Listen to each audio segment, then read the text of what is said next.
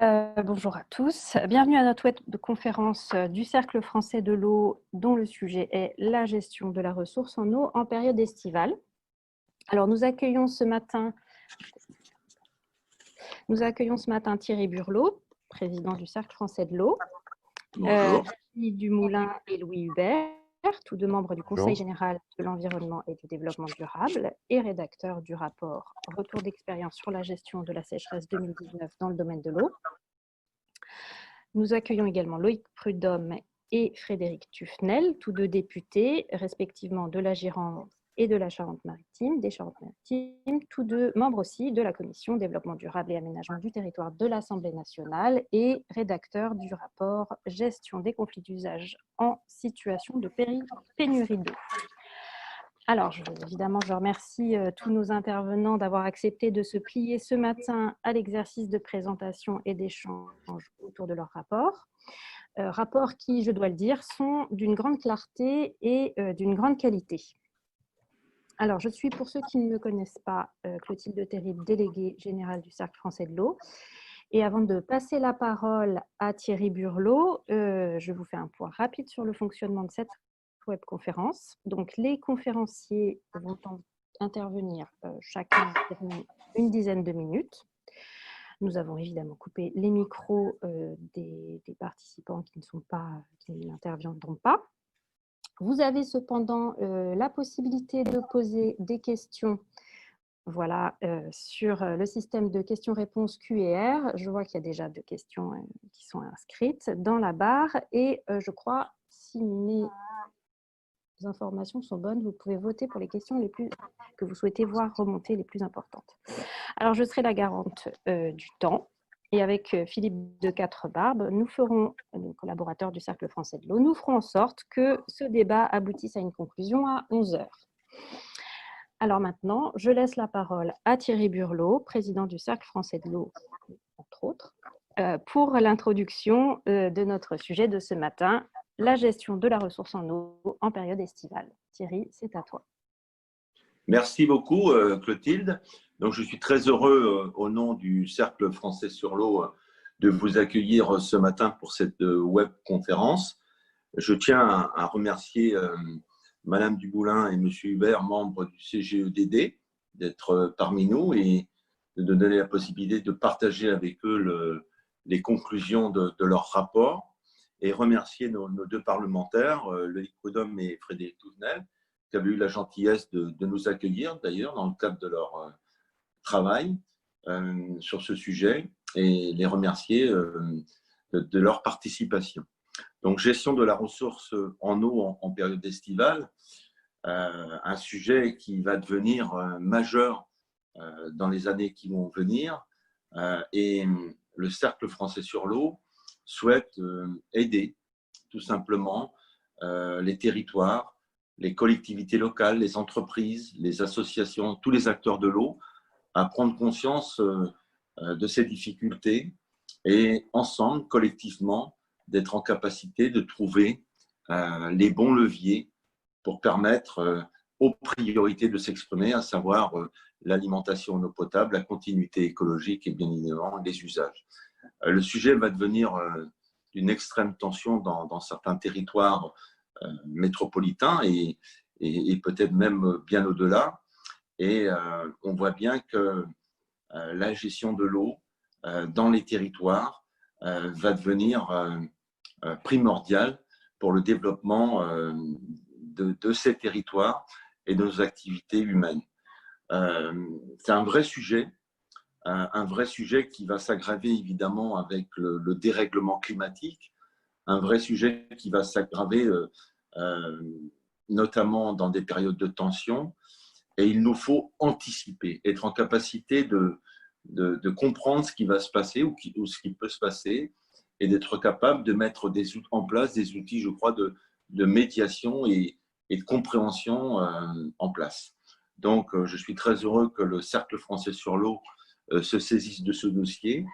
Et encore une fois, voyez-y la volonté des entreprises, des territoires, des acteurs de se mobiliser autour de ce sujet et d'être capable collectivement de faire des propositions.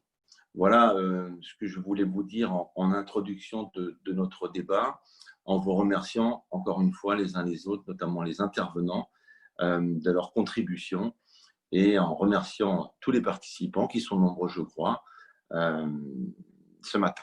Voilà, ma chère Clotilde, ce que je voulais dire. Très bien, merci Thierry. À ce moment-là, je vous propose que Virginie Dumoulin et Louis Hubert présentent maintenant leur rapport. Alors, si le PowerPoint veut bien fonctionner. Voilà, donc en attendant que la technique, voilà, merci. Donc nous allons faire un exposé à deux voix, Virginie et moi, mais je voudrais en son nom et en mon nom vous remercier, remercier le CFE de nous avoir conviés, notamment le Thierry Burlot qui m'a déjà entendu sur un précédent rapport sur les projets de territoire pour la gestion de l'eau, où j'étais intervenu lors d'une réunion du comité de bassin, Laure Bretagne qui préside. Alors, nous allons très rapidement présenter en fait les conclusions de notre rapport et nous n'avons pas voulu développer le constat. Ce rapport, j'allais dire peut-être, et il se démarque un peu du rapport qui va être présenté parlementaire, avait un champ très précis puisqu'il nous était demandé de faire un retour d'expérience sur la mise en œuvre concrète par les services de l'État des dispositifs de gestion de la sécheresse 2019. Donc, le champ était bien circonscrit à cette gestion. Une mission qui avait été annoncée par la ministre dès le comité de suivi hydrologique du 28 août 2019, a saisi le CGEDD pour ce faire. Et nous avons réalisé cette mission, Virginie et moi, en octobre-novembre 2019. Une mission similaire avait déjà eu lieu en 2005. Et je rappelle également que les préfets avaient été sollicités par les ministres d'État, les ministres, en 2017 pour faire un retour d'expérience. Alors, tout ce que nous avons écrit est finalement appuyé sur l'expérience de terrain. Nous avons auditionné 120 personnes à l'échelon central, mais également dans les bassins, puisque nous avons visité 4 bassins hydrographiques et échangé en visioconférence avec 2 autres. Ce qui est apparu, c'est que nous avons eu une forte mobilisation de tous les réseaux, toutes les parties prenantes, qui ont largement répondu à nos sollicitations, qui nous ont envoyé des notes très circonstanciées, très précises, ce qui nous a permis au final de rédiger un rapport qui était vraiment fondé sur l'expérience de terrain, l'expérience concrète.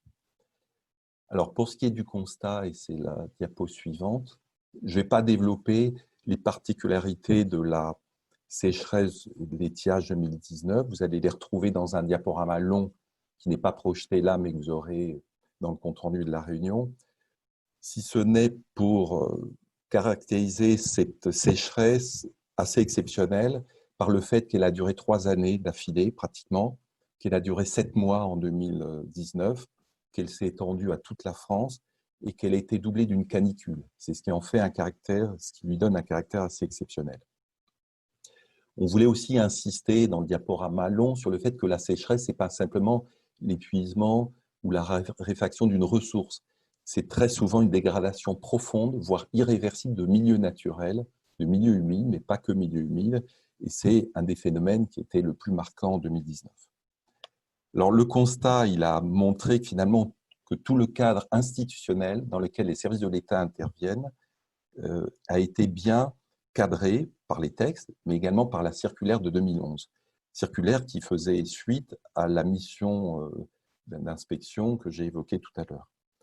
On a trouvé une grande diversité de situations en fonction des bassins français, donc ce n'est pas surprenant et on le voit dans toutes les missions qui touchent à l'eau, avec des marges de progrès sur le plan administratif ou sur le plan de la connaissance ou sur la gouvernance et la communication, donc on va y revenir rapidement. On a aussi pu constater ici ou là, et de façon parfois assez fréquente, des pratiques intéressantes et qui ont souvent inspiré nos recommandations. C'est-à-dire que nos recommandations ne sont pas des spéculations théoriques de Parisiens, ce sont véritablement des expériences concrètes mises en œuvre sur le terrain et dont on propose tout simplement la duplication et l'adaptation dans des territoires plus larges. Alors nous allons énumérer avec Virginie les différentes recommandations, sans revenir sur le constat, mais on pourra, dans le jeu des questions-réponses, étayer davantage ce qui nous a incité à faire ces recommandations. La première, et c'est la diapo suivante, c'est de mieux utiliser l'expertise de terrain pour objectiver la prise de décision.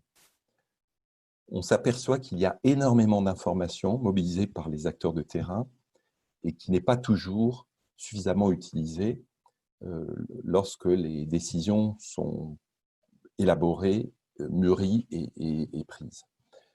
Ce qu'on met en avant, c'est le réseau ONDE, qui a été créé en 2012, qui est un réseau national d'observation assez simple, avec un protocole uniforme sur l'ensemble du territoire national, qui est donc objectif, qui est parfois utilisé à bon escient, mais pas suffisamment, et qui a un rôle prédicteur très important pour gérer et anticiper la sécheresse.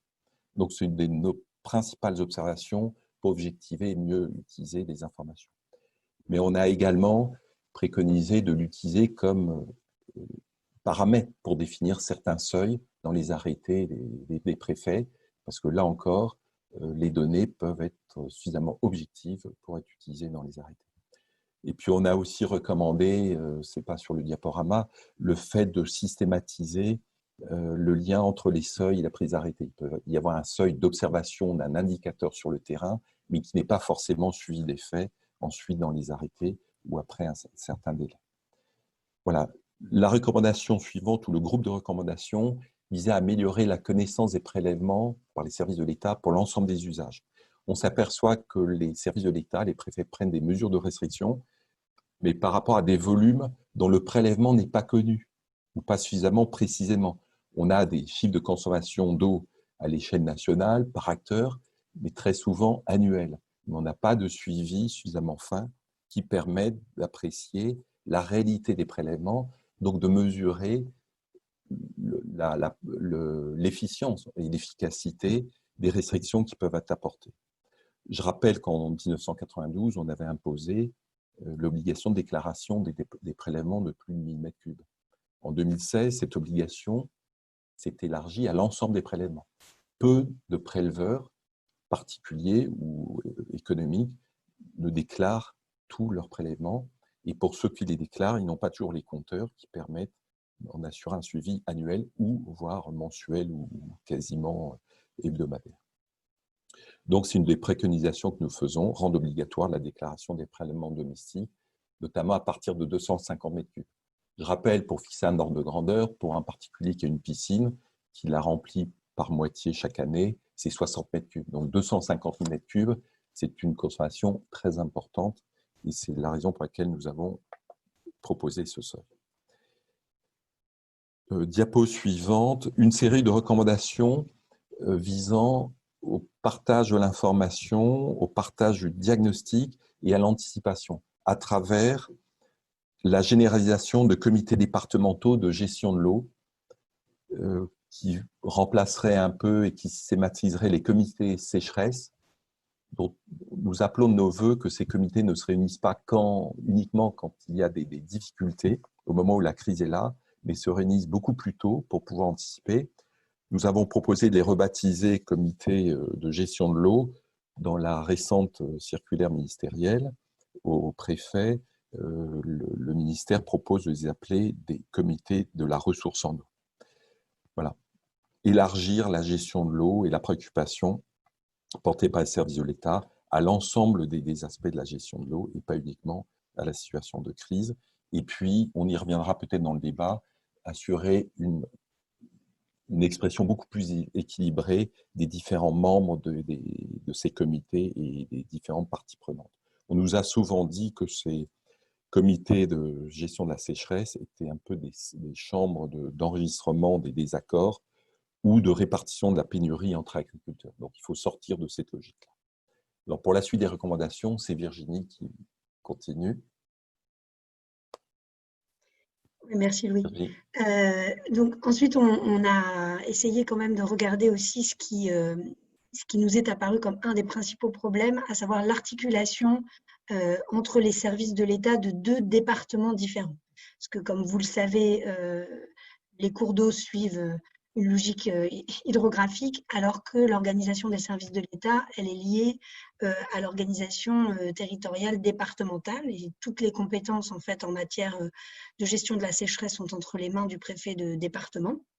Et donc, on a constaté, malheureusement, qu'il y avait parfois des problèmes de coordination entre les départements et qu'il y avait donc un décalage des prises de décision entre les départements aval et les départements amont. Alors, néanmoins, on a aussi constaté qu'il existe des pratiques intéressantes sur le terrain. Si on peut voir la slide d'après qui montre la carte, qui est plus facile à expliquer, voilà, c'est le bassin Adour-Garonne, sur lequel il y a déjà cette logique de créer en fait ce qu'on appelle des sous-bassins versants, qui, comme vous pouvez le voir sur la carte, suivent bien les cours d'eau et non pas l'organisation territoriale des services de l'État, c'est-à-dire l'organisation départementale, et dans lesquels on a un préfet qui est considéré comme le préfet référent pour le bassin versant. Ça nous paraît être une meilleure solution parce que du coup, il y a effectivement une réflexion vraiment à l'échelle du sous-bassin versant et ça permet une meilleure coordination. Alors, c'est bien entendu pas tout à fait en accord avec l'organisation administrative d'aujourd'hui. Néanmoins, nous sommes convaincus qu'il est possible de mettre en place une organisation de ce type. Il y a d'ailleurs d'autres bassins qui commencent vraiment à réfléchir à cette logique-là, que ce soit Loire-Bretagne ou que ce soit Rhône-Méditerranée-Corse, qui réfléchissent vraiment à cette question. Et ça nous semble être une bonne manière d'éviter ce décalage entre deux départements. On a non seulement donc pas des prises de décision coordonnées, mais on peut aussi avoir des mesures qui sont différentes entre deux départements sur un même cours d'eau. Et donc, imaginez pour un agriculteur, d'un côté, on a un système d'arrosage, d'irrigation qui est prévu en fonction d'heures de la journée, et de l'autre côté, c'est une autre méthode de restriction. Donc, il y a une incompréhension de la part des acteurs qui ne voient pas pourquoi, alors qu'ils sont sur un même cours d'eau et à quelques kilomètres d'écart, ils n'ont pas les mêmes règles. Donc, ça nous paraît important d'avoir une coordination beaucoup plus aboutie. C'est pour ça que c'est une des mesures également qui a été proposée par la ministre dans sa lettre au préfet que Louis a évoquée, là, qui a été envoyée le 23 juin dernier, comme une des mesures de coordination à renforcer. On peut passer à la slide suivante, je pense. Et donc là, on va entamer un autre cycle de recommandations qui sont la mise en place de mesures claires, efficaces et harmonisées. Notre constat a été que très souvent, les mesures qui sont décidées pour lutter contre la sécheresse ne sont pas forcément suffisamment claires dans leur expression dans les arrêtés. Leur efficacité n'est pas du tout prouvée et elles ne sont pas harmonisées comme je viens de le dire. Donc, c'est pour nous vraiment un des objectifs à mettre en œuvre par les services de l'État et nous l'espérons assez rapidement. En tout cas, nous espérons que la campagne 2021 permettra au moins d'avoir clarifié tout cela. Donc, de définir des mesures qui soient vraiment applicables et donc de le faire en lien avec les services de police, puisque si on a des services de police qui ne sont pas en capacité de vérifier les mesures qui ont été mises en œuvre, eh bien le contrôle ne peut pas se faire. Évidemment, définir aussi peut-être des mesures à une échelle nationale, éviter qu'une influence locale n'oriente les décisions pas dans les bonnes directions. Et pour faciliter aussi le travail des services de l'État, il y a un travail très intéressant qui a notamment été mis en place avec les golfs, la Fédération des golfs. Il y a un accord cadre au niveau national et qui permettrait donc d'harmoniser les mesures qui pourraient être mises en œuvre pour les golfs, mais ça porte aussi sur les lavages de voitures, sur les ICP. Et dernier sujet qui est très important, c'est la question des dérogations. J'insiste là-dessus. C'est normal que les préfets soient en capacité de donner des dérogations pour des cas particuliers. Il se trouve que les dérogations ne sont ni publiques, ni clairement encadrées. Et du coup, il y a un fort sentiment d'inégalité lié aux dérogations. Et ça rejoint ce que disait Louis tout à l'heure par rapport au fait que les comités de l'eau sont considérés comme des chambres d'enregistrement dont les décisions ne sont même pas respectées puisque derrière, ensuite, il peut y avoir des dérogations qui sont données à l'insu de tous.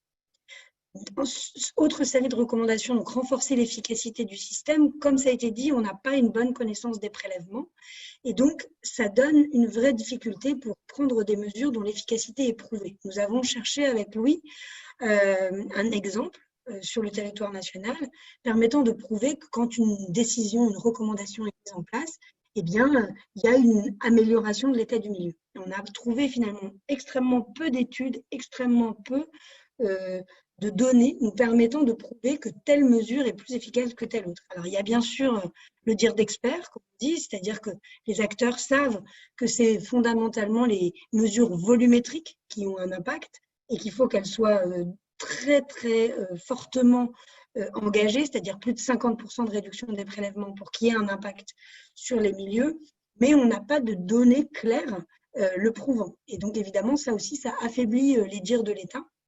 Et donc, nous pensons que c'est important de se concentrer aussi sur ce sujet-là, renforcer l'efficacité et la crédibilité des mesures. On peut passer à la suite. On a ensuite tout un travail sur la slide suivante, on a tout un travail à faire sur la communication.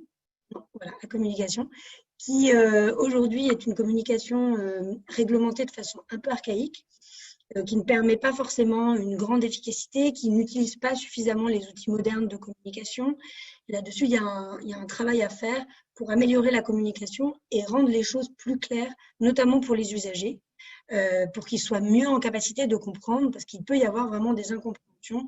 Quand on voit normalement interdiction d'irrigation et que néanmoins un champ est irrigué, les gens peuvent ne pas comprendre pourquoi et qu'est-ce qui se passe, et qu'en fait les règles sont bien respectées par l'agriculteur en question, mais qu'il suit des règles qui ne sont pas forcément lisibles et claires pour tous. Là, il y a vraiment un travail à faire assez important. Et donc, on a d'abord proposé évidemment une réécriture du Code de l'environnement qui encadre par des moyens qui aujourd'hui sont complètement obsolètes la communication. Et d'autre part, s'appuyer sur le site ProPluvia pour aller vers une plus grande communication vis-à-vis du grand public, ce qui existe avec d'autres sites internet du ministère qui fonctionnent assez bien, notamment celui sur les inondations, qui est vraiment aujourd'hui considéré comme une référence. Dernière série de recommandations, évidemment, tout ce qui concerne les contrôles et leur suite. C'est peut-être le seul sujet sur lequel on a une petite divergence avec le rapport parlementaire. Enfin, divergence n'est pas le bon mot, mais on va dire que les parlementaires sont encore plus ambitieux que nous, qui est celui d'avoir effectivement des contrôles qui puissent être réalisés sur le terrain. Et pour ça, pour nous, la priorité, c'est vraiment d'abord d'avoir des mesures qui soient contrôlables. Ça, nous pensons que c'est vraiment extrêmement important pour que les contrôleurs puissent vraiment faire leur travail quand ils se déplacent sur le terrain. Évidemment, encore une fois, l'articulation entre les départements. On en a parlé tout à l'heure, mais c'est vraiment un sujet extrêmement important. Avoir des arrêtés cadres, des plans de contrôle qui soient vraiment à l'échelle du bassin versant, pas à l'échelle uniquement départementale. Et puis, le dernier sujet, c'est évidemment que quand il y a des procès-verbaux qui sont dressés, et bien que ça aille jusqu'à la sanction. Et là, on a vu qu'il y avait effectivement, mais ce n'est pas valable que pour la sécheresse, c'est un problème plus global de toutes les sanctions environnementales. Il n'y a pas forcément de suites qui sont apportées au niveau judiciaire à des procès-verbaux qui sont dressés. Et là, nous pensons qu'il y a vraiment besoin d'accroître la formation des magistrats, de mieux les associer aux décisions qui sont prises sur les plans de contrôle et sur les arrêtés, mais également de durcir certaines des sanctions qui nous paraissent insuffisamment sévères, notamment en cas de récidive. Mais on voudrait aussi qu'il puisse y avoir des possibilités de saisie du matériel quand il est prouvé qu'il y a eu fraude. Je repasse la parole à Louis pour la conclusion de notre petite présentation très courte. Voilà, donc en deux mots, finalement, notre rapport conforte tout le dispositif en place, fait peu de propositions d'amélioration des textes. En revanche, appelle vraiment les pouvoirs publics à appliquer avec plus de discernement et parfois plus de rigueur tout le corpus de textes qui était mis en place et amélioré au fil des années. Et c'est d'ailleurs le sens de l'instruction que les ministres viennent d'adresser au préfet, en prévoyant d'ailleurs une note technique un peu plus étoffée qui permettra de mieux préciser des points importants. Alors, nous ne pouvions pas, nous avons répondu à la commande, mais nous ne pouvions pas, en conclusion, ne pas évoquer le fait que tous les acteurs que nous avons rencontrés nous ont alertés sur la nécessité d'une gestion plus structurelle de la ressource en eau. Qui dit plus structurelle ne dit pas forcément créer des retenues ou des ressources nouvelles, mais avoir une approche plus globale. Et c'est la raison pour laquelle, en conclusion, nous élargissons le sujet, nous mettons en avant un certain nombre de réflexions ou de pistes de travail, notamment le fait de s'intéresser à une gestion plutôt par la demande que par l'offre. La demande, c'est essayer de veiller à mieux maîtriser la consommation, notamment à ces périodes sensibles. Et l'offre, c'est plutôt de mettre en place des retenues nouvelles. Et nous avons mis en annexe de notre rapport l'avis du conseil scientifique du comité de bassin Seine-Normandie, qui est assez intéressant et qui résume bien la façon dont les choses peuvent être vues et le piège auquel on peut s'exposer en créant ce qui peut être considéré comme une assurance tout risque avec des retenues, mais qui, malheureusement, les années exceptionnelles, ne sont pas cette assurance. Alors, nous ne sommes pas trop sortis de notre champ, et c'est finalement le rapport parlementaire qui permet d'aborder cette vision globale. C'est pour ça que finalement, nous sommes heureux d'avoir vu une grande partie de nos recommandations reprises par le parlementaire, mais élargies, replacées dans le vrai contexte de la gestion de l'eau, qui passe par également une gestion de l'aménagement du territoire et de l'activité économique. Donc, je m'arrête là-dessus et je laisse la parole à nos deux parlementaires. Très bien, merci. Merci beaucoup pour ces interventions. Effectivement, vous avez fait une très belle transition. Du coup, je me permets maintenant de passer la parole à Frédéric Tuffnel et Loïc Prudhomme pour la présentation de leur rapport qu'ils ont en tout cas rendu public au mois de juin. Voilà, je vous laisse la parole. Je te laisse commencer, Loïc. Oui, je vais commencer, Frédéric, si tu veux bien, sur un propos général que je vais essayer de tenir vraiment au plus court, qu'on ait du temps d'échange suffisant. Rappeler encore une fois rapidement la genèse de cette mission d'information, de ce rapport. C'est effectivement, vous l'avez dit, cet été 2019 qui a été un déclencheur. Plus de 87 départements de la métropole prennent des mesures de restriction. Tout le territoire est touché par la sécheresse. L'Est de la France fait face à un phénomène d'une ampleur inédite dans sa durée. L'Indre, la rivière l'Indre disparaît un matin du mois d'août au fond de son lit. Et d'autres cours d'eau de moindre importance, mais dans des départements comme la Dordogne, malheureusement subissent le même sort l'été 2019. La situation a surpris par son ampleur géographique et son intensité. Pourtant, selon moi, elle était anticipable, sinon prévisible. Bien évidemment, lorsqu'une ressource se raréfie avec une telle ampleur, les conflits pour y avoir un accès prioritaire, voire exclusif, se multiplient et s'exacerbent. Et c'est vraiment dans ce cadre-là que nous avons souhaité faire ce travail de parlementaire avec Frédéric Tuffnel.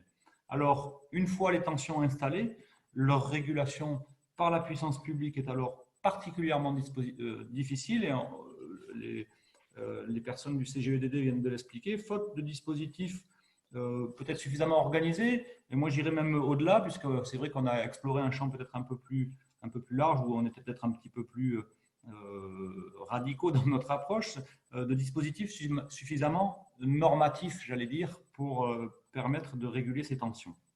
Moins d'un an après cet épisode, malgré un automne et un hiver relativement pluvieux, et à l'heure où on écrivait les dernières lignes du rapport, au mois de mai 2020, donc il y a quelques semaines, les premières alertes sur les tensions apparaissaient déjà dans une cinquantaine de départements.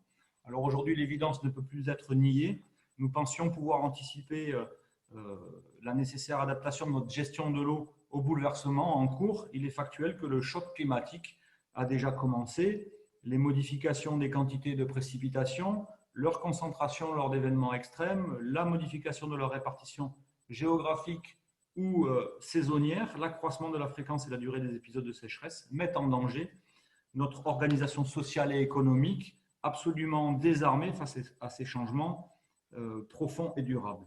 Selon moi, l'urgence première, puisqu'on parle là aujourd'hui, ce matin, de la gestion en période estivale, pour moi, l'urgence est de sortir du modèle agricole industriel aussi vite que les politiques publiques nous y ont fait entrer il y a plus de 7 décennies, avec ce modèle qui est dépendant à tous les intrants, que ce soit les engrais, les pesticides, mais également l'eau. Cela plaide pour une réorientation des systèmes agronomiques, choix des cultures, saisonnalité ou répartition géographique, réduction et sélection des cheptels. Selon moi, tout doit être revu. Pour cela, nous ne pouvons pas faire l'économie d'un accompagnement fort de l'État qui doit assurer une conversion qui ne mette pas en péril l'équilibre économique d'un monde agricole déjà fort malmené par les politiques menées précédemment. La rémunération des services écosystémiques rendus par les agriculteurs et les agricultrices doit inévitablement faire partie de la feuille de route que notre pays doit leur donner. Mais Frédéric Tufnel vous en parlera après moi d'une manière bien plus précise. Pour les activités industrielles, la question est également vitale, même si elle n'a pas le caractère saisonnier de l'agriculture. Pouvoir disposer d'une ressource en eau, sinon abondante, au moins suffisante à long terme pour l'alimentation des process, assurée de façon stable sur l'année, c'est une nécessité pour l'industrie et c'est aujourd'hui une quadrature du cercle à résoudre pour permettre à notre pays de ne pas devenir un désert, y compris économique, sans choisir entre environnement et activité économique. Alors, avec une ressource qui se raréfie et dont la répartition spatio-temporelle se modifie, l'urgence est de la ralentir et de la retenir au mieux. La réponse la plus puissante à cette nouvelle situation, selon moi, est donc effectivement le ralentissement drastique de la vitesse de l'eau en usant de tous les leviers dont nous disposons à grande échelle. Il faut sans délai rendre à nouveau nos villes perméables pour y permettre l'infiltration, reconquérir de larges surfaces de zones humides, reboiser massivement et replanter des milliers de kilomètres de haies. En peu de mots, il faut restaurer le cycle de l'eau. La lutte contre les pollutions diffuses et industrielles est un second impératif afin que nous puissions disposer de masses d'eau actuelles, dont une partie importante n'est pas en bon état écologique, ce qui en limite la potabilité. Aujourd'hui, plus de 2 millions de Français sont déjà exposés via l'eau potable aux pesticides, mais ce chiffre me semble largement sous-estimé dans la mesure où la question des métabolites n'est pas encore dans les radars ou assez peu des analyses sanitaires. Et si les radars venaient à s'affiner, on aurait quelques sérieux problèmes, je crois, pour pouvoir continuer à qualifier de grandes masses d'eau comme potable. Alors, on s'intéresse bien sûr dans notre rapport au conflit. Et donc, pour autant, aussi grave et urgente que soit la situation que je vous dépeins à grands traits, il y a de quoi aujourd'hui tracer un autre avenir. La structure existante en agence de bassin est adaptée pour faire face.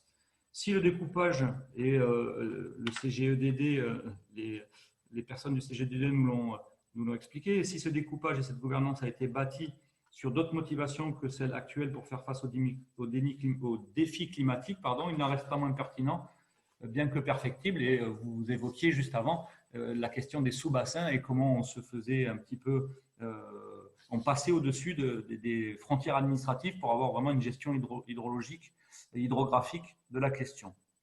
La question budgétaire est bien évidemment centrale, notamment si nous décidons collectivement d'accompagner les changements profonds dont je vous ai parlé, que ce soit pour le modèle agricole notamment, et Frédéric Tufnel vous parlera du fameux FPSE, c'est un petit teasing, je ne vous en dis pas plus, et elle vous expliquera comment on peut accompagner collectivement. La pratique également, puisqu'on parle de budget, la pratique du plafond mordant sur les finances des agences de l'eau instituées par le gouvernement doit selon nous être abandonnée sans délai avant d'avoir provoqué des situations irréparables.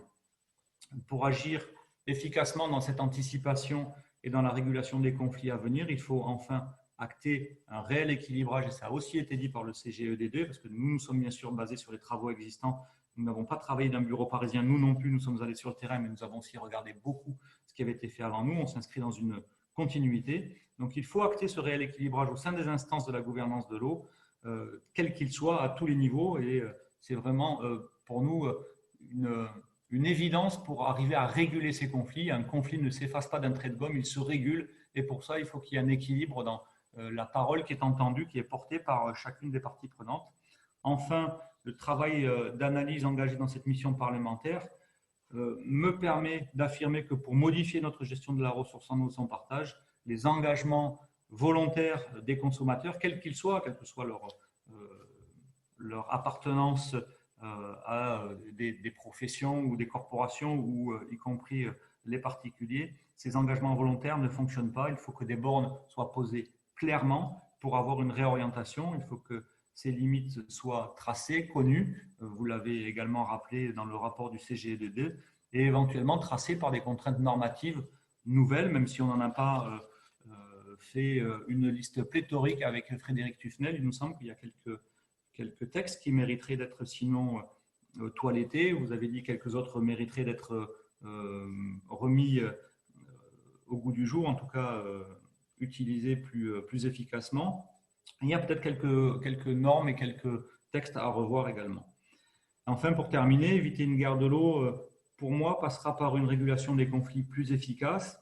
Elle ne pourra avoir de réalité que si la mesure est prise des nouvelles échelles de réflexion que nous impose le changement climatique, si la mesure est prise des nouvelles échelles que nous impose cette réflexion. Il n'est plus temps de bricoler avec des outils institutionnels qui sont pour certains, même si on en a beaucoup qui sont très pertinents et très performants, mais certains sont datés d'un temps de l'abondance et des ouvrages ponctuels et dispendieux. Il est temps d'une réflexion globale et d'une révolution dans le partage de l'eau et de la restauration de son cycle naturel. Voilà pour le propos, j'allais dire, général que je voulais vous faire en introduction, et je pense que Frédéric saura rentrer plus dans le détail de nos recommandations pour vous les présenter. Merci à tous. Merci Loïc. Mesdames, Messieurs, écoutez, merci de nous laisser l'occasion de présenter ce rapport. Vous allez voir, il est vraiment en complémentarité avec tout ce qui vient d'être dit. C'est vrai qu'il n'a pas pour ambition de refaire sans arrêt le constat de la pénurie, parce que, ça, vous le savez très bien, ça n'apporte pas grand-chose, mais justement, il explore vraiment la façon dont les conflits d'usage de l'eau prennent naissance, et d'avoir une approche un peu en sens social de cette manière-là me paraît vraiment différente et assez révélatrice de la manière dont on peut essayer de réguler. Comme l'a dit Loïc, on ne peut pas régler le conflit, mais le réguler. Et donc, chaque territoire a un mode spécifique de régulation, et c'est ça qui va être intéressant. Alors, avant de rentrer dans le détail des recommandations, moi, je voudrais dire juste un petit mot, c'est que là aussi, ça passe par la régulation des conflits, passe par une bonne connaissance, on l'a dit, de la ressource en eau, par l'adaptation des pratiques à ce que sera demain, à l'aune des changements climatiques, l'état de la ressource en eau, ça clairement. Et puis, en ce qui concerne le monde agricole, qui est au cœur de bien des tensions, eh bien, la liste des solutions est longue. Et moi, je trouve que c'est une bonne nouvelle parce que ça passe par la transition agroécologique, ça implique une adaptation des cultures aux périodes de sécheresse, etc. Mais vous allez le voir, la nécessité de rémunérer les agriculteurs qui s'engagent à la résilience de leur territoire nous paraît quand même un élément très fort de ce rapport. Au lieu de vous faire la liste peut-être précise, je vais essayer de me concentrer sur quelques recommandations les plus importantes. Concernant la connaissance sur la ressource en eau et de ses évolutions, on pense que c'est vraiment un prérequis à une bonne gestion de l'eau au niveau local et à la régulation des conflits d'usage. C'est pourquoi nous préconisons d'étendre le réseau piézométrique national à 2000 points à l'horizon 2024 au lieu des 1600 aujourd'hui, tout en renforçant le budget. Deuxièmement, nous préconisons d'abroger l'arrêté du 4 mai 2017 qui a restreint la définition des cours d'eau pour revenir à celle qui prévalait antérieurement. Rappelez-vous, elle a fait évoluer la définition des points d'eau, entendus comme les cours d'eau et les éléments du réseau hydrographique figurant sur les cartes IGN. Et du coup, ça a déclassé certains cours d'eau, des petits cours d'eau, des chlevus, des têtes de bassin. Et donc, c'est vrai que ce déclassement ne permet du coup pas les suivis. Et je pense que c'est aussi, ça peut accroître les risques de pollution et la disparition de plus petits cours d'eau. Réactualiser également en 2020-2021 le projet Explore 2070, vous savez, qui étudie l'impact du changement climatique sur les ressources des réserves. Là aussi, parce que ces résultats s'appuyaient sur les données issues du 4e rapport du GIEC, qui date de 2007. Nous sommes en 2020, donc il nous semble important de revoir l'évolution de ce projet. Et puis faire évoluer un sujet que les spécialistes connaissent bien, que nous on a découvert parce que nous sommes parlementaires, mais faire évoluer l'indicateur utilisé sur les seuils d'alerte, qu'on appelle l'indicateur QMNA, quantité moyenne annuelle, je crois, mensuelle annuelle. C'est un indicateur qui n'est pas forcément bien utilisé puisque c'est un indicateur annuel et nous on propose à ce qu'il le passe au niveau mensuel, qu'on ait un indicateur vraiment immédiat. Mais aussi par un recours systématique aux observations du réseau ONDE, dont M. Louis Hubert a parlé tout à l'heure, qui nous semble vraiment indispensable. de rendre annuelle et non mensuelle la fourniture de données de prélèvement par les acteurs privés également, parce qu'en période de pénurie, le suivi régulier de ces prélèvements pourrait être renforcé, par exemple par des relevés hebdomadaires. De rendre également la transmission à la commission locale de l'eau, si elle en fait la demande, des données sur l'état de la ressource et les réserves détenues par des personnes privées. On l'a vu dans lors de déplacements, par exemple à Vittel, mais surtout là où il y a sur le territoire, il y a un SAGE qui est installé. Et puis également que les captations domestiques, notamment les installations les plus anciennes, fassent objet d'une déclaration obligatoire.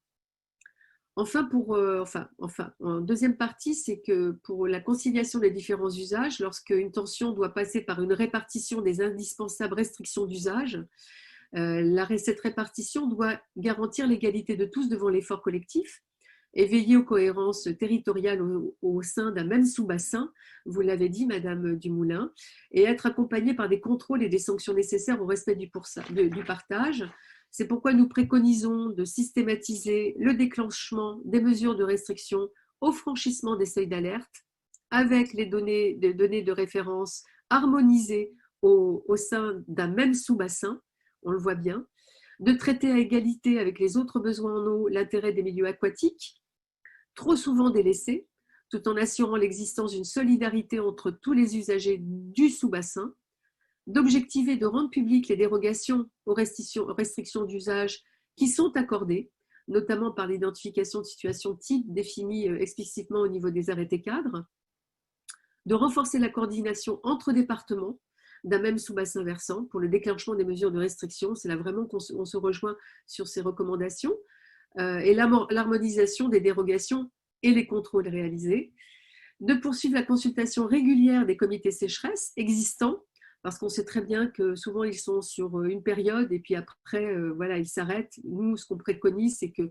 vraiment il y ait une consultation régulière sur toute l'année des comités sécheresse pour réfléchir à l'accompagnement des prochaines crises et de généraliser leur instauration dans les autres départements. Et puis, un élément assez fort, une recommandation assez forte, c'est de délictualiser la récidive en cas de non-respect des mesures de restriction d'eau. Aujourd'hui, elles ont une amende de 1 500 €. Et là, on passe à la délictualiser, donc c'est un délit, d'une amende d'un montant de 15 000 €. De renforcer les moyens humains aussi affectés aux services en charge de la police de l'eau pour mieux les associer, les magistrats aussi du parquet aux mesures liées à la sécheresse.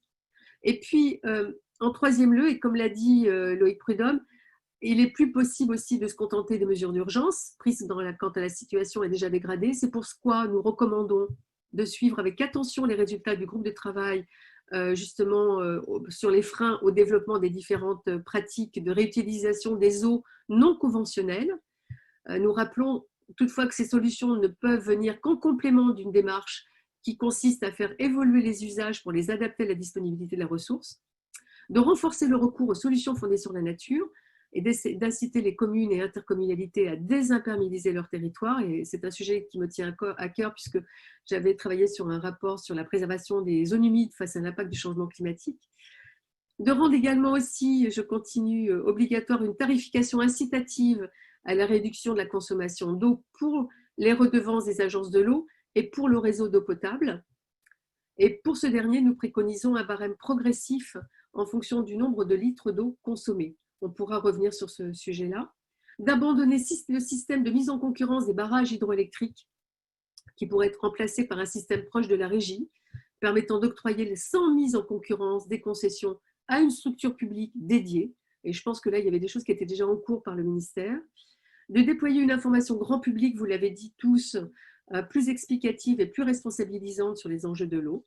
Et puis, en quatrième lieu, au regard des coûts qu'entraîne la remise en cause de pratiques professionnelles les plus consommatrices d'eau en période d'étiage, nous recommandons un renforcement massif de l'accompagnement financier des acteurs par la création d'un fonds de paiement pour services environnementaux, le FPSE, qui pourrait être doté d'un budget total d'1 milliard d'euros sur la période 2021-2025, qui serait géré par bassin, par les agences de l'eau, et serait financé par l'affectation de l'intégralité du plafond mordant des agences de l'eau, donc 45 millions d'euros en 2019, et par une augmentation des redevances des agences à hauteur de 200 millions d'euros par an, et par d'autres financements provenant d'entreprises et de collectivités.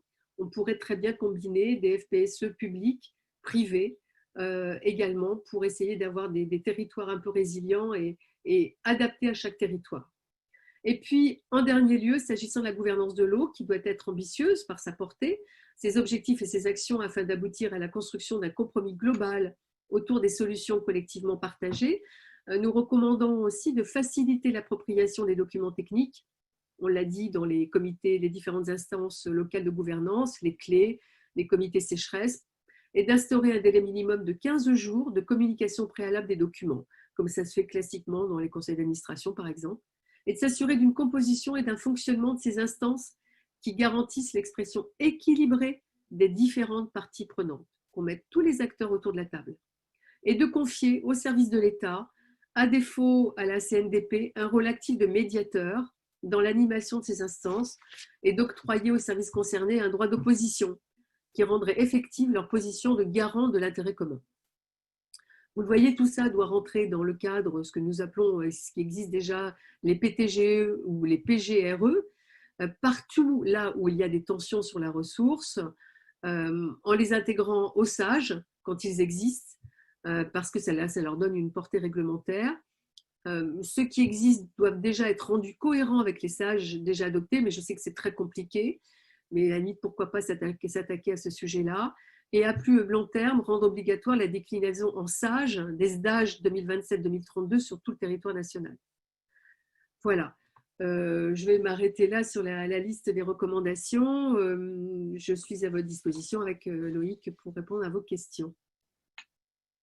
Très bien, merci. Merci à vous tous. Je reprends la main. Alors, nous avons déjà pas mal de questions en ligne écrites. Il y en a encore une nouvelle et que nous avons reçues. Alors, d'abord, je voudrais juste vous informer qu'il y a, de la part de Bernard Barraquet, qui est en ligne, qu'il y a, donc chercheur sur le sujet. Il y a une recommandation du conseil scientifique du comité de bassin Rhône-Méditerranée sur les retenues de substitution qui est aussi en ligne sur le site de l'agence. Donc ça, c'est voilà, vous parliez tout à l'heure d'Adour-Garonne. Sachez qu'il existe aussi de la documentation et un avis et une recommandation sur le comité de bassin Rhône-Méditerranée-Corse. Oui. Alors, si je peux juste dire un mot, oui, enfin non, j'ai cité l'avis du conseil scientifique de Seine-Normandie qui a été publié au moment où nous faisions notre mission. Celui de Rhône-Méditerranée est beaucoup plus récent, donc on n'a pas pu l'évoquer, je regrette, mais comme tous les avis des conseils scientifiques des comités de bassin, ils sont toujours très judicieux, très pertinents, et je pense que M. Barraquet est membre de ce conseil scientifique. Exactement. Bonne mémoire, voilà. Tout à fait. Alors, avant d'entrer dans les questions, je voulais vous poser juste une question. Donc, vous faites tous le même constat que la situation n'est plus une situation. Enfin, on fait une gestion de crise, mais ça n'est plus une gestion de crise. C'est une situation qui devient normale, en quelque sorte, structurelle, qu'il faudrait passer d'une approche curative à une approche préventive. D'abord, première question, ce constat, a priori, vous l'avez dit, hein, il est bien partagé par le ministère, par les territoires également. Il y a eu des assises de l'eau qui ont duré 1 an et demi avec 2 phases, dont une deuxième phase qui a été notamment sur la gestion de la sécheresse. Est-ce que les solutions proposées par les assises de l'eau vont dans le même sens? Je connais la réponse, mais voilà. Et est-ce que ce qui est mis en place par le ministère est de manière à prendre tout cela, les solutions mises en place par le ministère, sont-elles de manière à prendre ce problème de manière préventive ou uniquement et toujours de manière curative?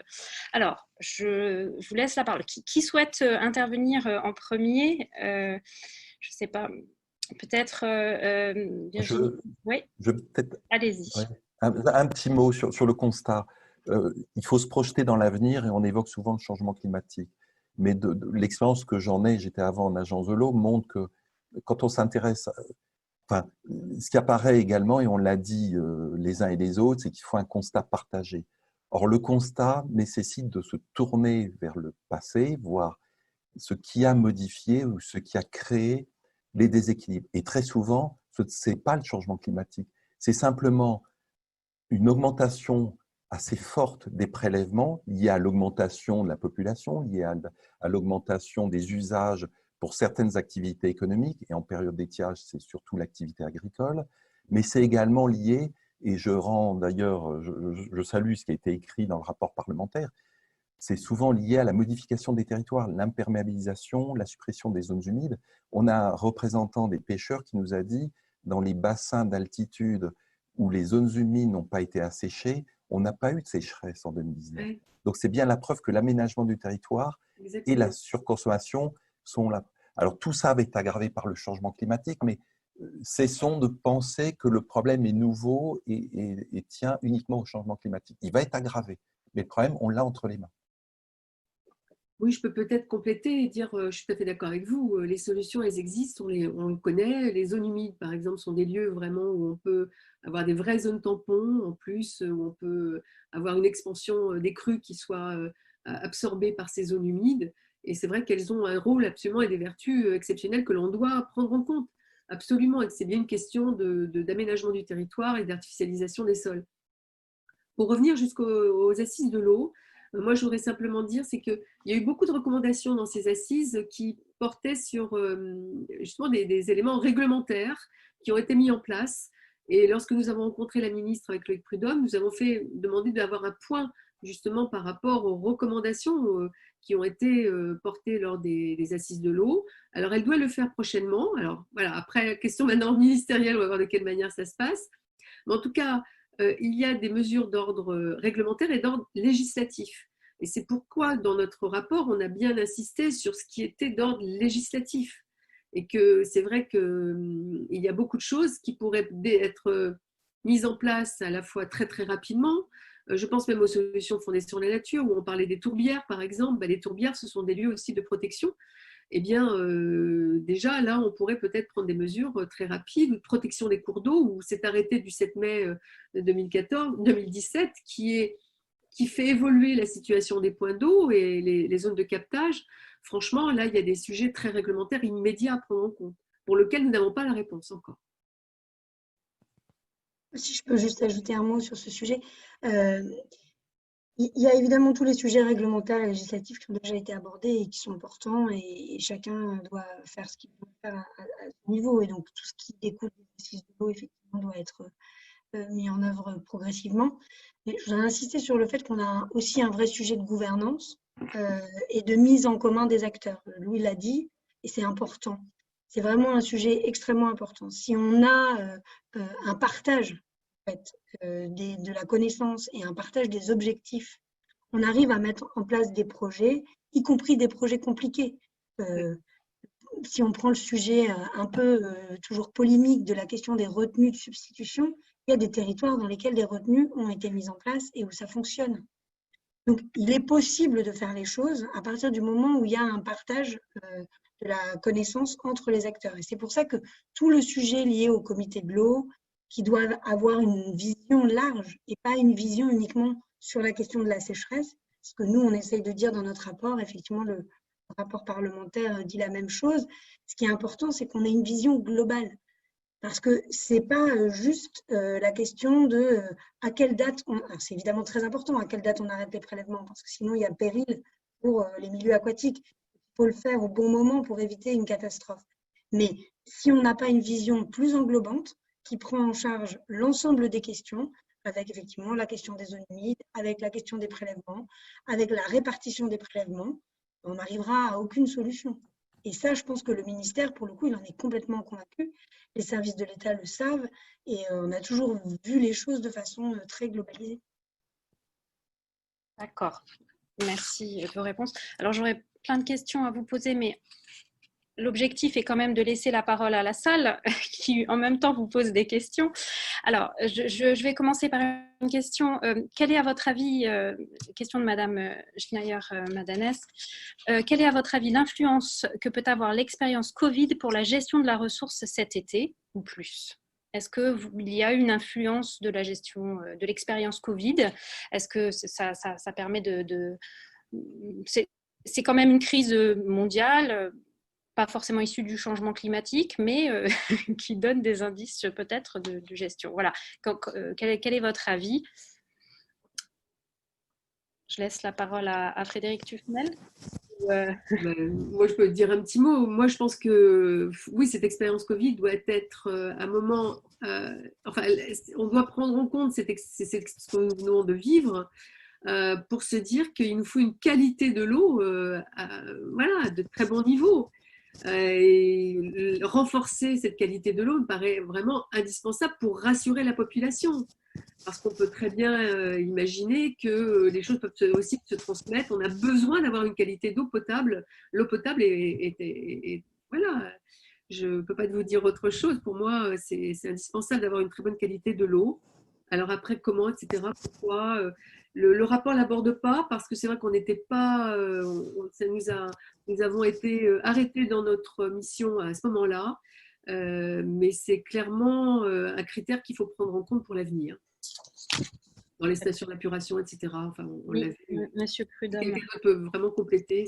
Oui, je ne sais pas si vous m'entendez. Oui, on vous entend. Oui, très bien. Je pense que la question qui est posée, ce n'est pas tant par rapport à l'eau que par rapport à la gestion de crise et au parallèle des gestions de crise. Ce que nous apprend la crise du Covid-19, c'est qu'une crise, une gestion de crise, c'est aussi quelque chose qui se prépare. Et notamment, je sais que dans le champ militaire, c'est des choses qui sont absolument planifiées, anticipées. Il y a des scénarios de gestion de crise. Et je pense qu'il a fait défaut sur le Covid-19, ça a été effectivement cette culture des scénarios de gestion de crise. Et sur la question de la ressource en eau, en fait, il me semble qu'on est un petit peu dans ce défaut-là. C'est-à-dire qu'en 2019, on a fait un rapport, le CGEDD, Madame Dumoulin, Monsieur Hubert ont fait un rapport a posteriori, mais on n'a pas de scénario prospectif pour voir, voilà, si cet été, il y a une nouvelle crise, on n'est pas mieux préparé, j'ai l'impression, à part l'acquis de l'expérience, en tout cas, on n'a pas cette culture qui devrait nous profiter. Voilà, si je peux juste compléter sur ce point-là.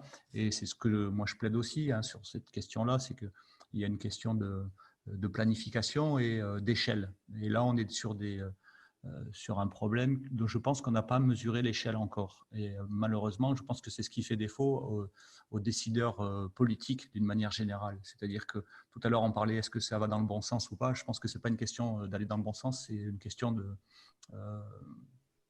vitesse à laquelle on traite ces questions et on se met en capacité de pouvoir y répondre. Au niveau du CGEDD, Hubert, Virginie Dumoulin, vous, par rapport à cette gestion de crise du Covid qui aurait un impact, est-ce que vous avez un avis? On a forcément un avis. Mais, alors d'abord, on a évidemment, le CGEDD a contribué à la réflexion post-crise du Covid pendant la période de confinement. Et bien entendu, avec Louis Hubert, on a fait des propositions sur les questions liées à la gestion de l'eau, bien entendu. Parce qu'il y a d'une part effectivement la nécessité d'assurer la continuité des services publics. Et je ne sais pas si une personne s'en est rendu compte, mais pendant toute la période du confinement et la crise du Covid, tout le monde a continué à avoir de l'eau potable et les services d'eau potable et d'assainissement ont fonctionné. Et donc, il y a des agents qui ont travaillé pour assurer cette continuité des services publics. Et c'est très important et il ne faut pas l'oublier. Et cet aspect-là, c'est un des points de la gestion de crise évoqué par monsieur le député. Et dans la gestion de crise, il y a la planification, il y a la préparation à la crise, mais il y a aussi s'assurer de la continuité des services publics. Ça a été quand même une des priorités de notre ministère et qui a été assurée, en tout cas pour tout ce qui concerne les services publics qui dépendent de nous.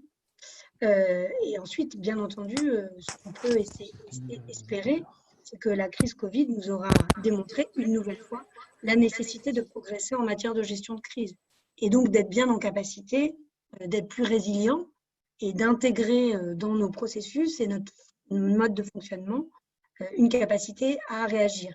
La crise sécheresse montre que c'est possible, puisque nous avons tout un processus dans la crise sécheresse. Alors après, on peut le critiquer, comme nous l'avons fait dans notre rapport, on peut en espérer une amélioration, etc. Mais on sait réagir face à un épisode de sécheresse, et on a même, malheureusement, de nombreuses années, des ruptures d'approvisionnement en eau potable dans certaines collectivités auxquelles il faut faire face. Donc, l'ensemble de ces sujets doivent être, bien entendu, encore renforcés et c'est ce que la crise du Covid nous apprend. C'est que même quand on a des systèmes qui sont planifiés, parfois, ça ne suffit pas et donc il faut toujours faire un nouveau retour d'expérience et encore améliorer les processus existants. Très bien, merci. Alors, je prends une question maintenant de Marc Lémé. Quelle est la cohérence entre les projets de territoire façon mission Hirsch et la récente prise en main du dossier par le ministère de l'Agriculture? Alors, Julie Hubert, oui. Oui, alors je pense qu'il fait plutôt allusion à la mission qui a été coordonnée par le préfet Biche, dont je rappelle qu'elle s'est déroulée en 2017-2018, coordonnée par le préfet, mais il associait, et c'était assez original dans sa conception, un représentant des chambres d'agriculture, Luc Servant, un représentant de France Nature Environnement, Florence Denier-Pasquier, un représentant du ministère de l'Agriculture, donc Claude Maillot du CGAER, et un représentant du ministère de la Transition écologique et solidaire, donc moi-même. Cette mission, et je réponds finalement à la première question que vous avez posée, à essayer de voir les raisons pour lesquelles l'instruction ministérielle de Ségolène Royal, quelques années avant, aux agences de l'eau, pour essayer de conditionner la création de retenues de substitution à des efforts de meilleure gestion de la ressource en eau, pouvait être financée par les agences de l'eau. Et finalement, c'était l'eau parle à l'eau. Donc, le ministère parle aux agences de l'eau. Et notre mission nous a montré que les choses étaient beaucoup plus complexes et tout à fait dans l'esprit du rapport parlementaire qui vient d'être remis, qui montre qu'il faut s'intéresser à d'autres acteurs et que ça va bien au-delà de la gestion de l'eau. Il faut s'intéresser au territoire et à l'aménagement du territoire, au développement économique, etc. Donc, cette mission Biche a confirmé un certain nombre de fondements de l'ancienne circulaire, conditionnant donc la création de réserves aux économies qui pouvaient être faites pendant l'été, mais il a surtout montré la nécessité d'élargir le cercle des acteurs, ne pas faire des relations bilatérales entre l'État, agence de l'eau, et les agriculteurs, une espèce de dialogue impossible, sachant que les agences n'ont pas été créées pour financer du développement économique, mais plutôt de l'amélioration de la qualité de l'eau. Donc, on a, par nos recommandations, essayé d'élargir un peu dans l'esprit de ce qu'on vient de présenter sur la question de la sécheresse. Voilà. Donc, cette mission, moi qui ai eu la chance de participer aux deux, de faire ces deux missions sur les aspects de la gestion de l'eau, montre qu'il y a malgré tout une évolution assez sensible des états d'esprit. En 2017, lorsque nous parlions d'une possible évolution du modèle agricole, parce que on nous a souvent fait part de cette difficulté de concilier un modèle qui était très productiviste, de maïs irrigué, c'était vraiment la caricature qui est mise en avant. Lorsque nous parlions de cette évolution du modèle, c'était assez difficilement accepté par le monde agricole. La mission que nous avons eue récemment a montré que tous les agriculteurs que nous avons rencontrés, et je fais partie d'une autre mission Biche qui est en cours sur la sortie des cophytos et du glyphosate. Donc, tous les contacts que nous avons actuellement montrent que le monde agricole a vraiment évolué et est conscient qu'il y a eu des excès qui ont eu des effets sur la qualité. On n'en parle pas, ce n'est pas complètement le sujet aujourd'hui, mais surtout sur la quantité de la ressource disponible et sur les effets sur le milieu. Donc voilà, les choses évoluent beaucoup, mais cette mission était finalement assez complémentaire de la mission gestion de crise que nous avons faite avec Virginie. Alors, je n'ai pas de réponse très précise à la question posée par Marc Lémé, mais je voulais simplement resituer la mission Biche dans son contexte. D'accord, merci. Alors, j'ai des questions sur la tarification. La tarification incitative pour l'alimentation en eau potable. Alors, est-ce que vous pensez que cette tarification, qu'est-ce que vous en pensez? Je sais que vous l'avez proposé dans vos rapports. Et comment l'intégrer pour l'égalité dans les foyers? Et notamment, n'augmente-t-elle pas le risque de déconnexion des gros consommateurs, ce qui serait contre-productif par le biais de forages privés? Alors, qui souhaite répondre?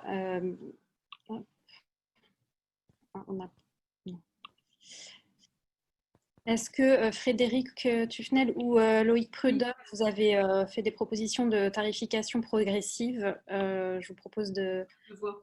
Vas-y. Oui, peut-être moi je ne suis pas sûr d'avoir bien compris l'articulation de la question en deux temps sur l'impact et sur le basculement vers du forage privé. Donc, si il y a moyen d'avoir une précision sur la question.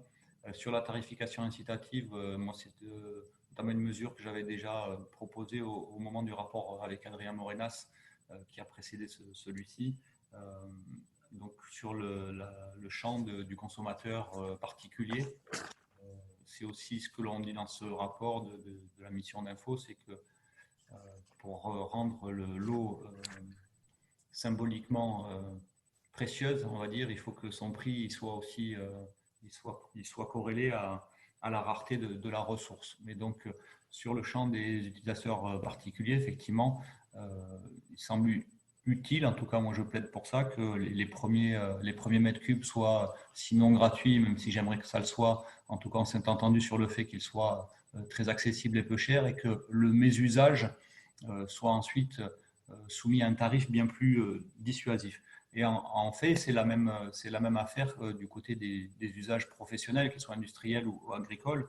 On ne peut plus avoir maintenant une tarification qui incite à la consommation par des tarifs qui parfois sont dégressifs. C'est-à-dire que quand on est face à un effet ciseau, comme l'évoquait tout à l'heure, je crois que c'est M. Hubert, sur le fait que le changement climatique a accéléré ça, mais on a aussi effectivement, on est arrivé à un point de bascule où les consommations n'ont sans cesse augmenté, où l'imperméabilisation des territoires a fait que notre ressource n'est plus infiltrée, mais s'échappe aux exutoires très rapidement.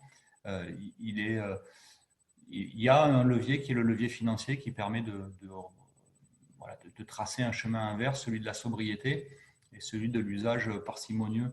Donc, voilà. Après, sur le basculement vers du forage privé, je pense que c'est aussi pour ça que on est d'accord avec le CGEDD là-dessus, c'est que le forage privé est certes, mais est-ce que c'est du forage privé clandestin dont on parle? Je pense que c'est peut-être ça dont on va rapidement avoir à discuter, mais du forage privé, oui, il y a du forage privé, il existe aujourd'hui dans le pays, dans de nombreux cas, mais il est soumis à une réglementation très stricte pour savoir qui prélève quoi.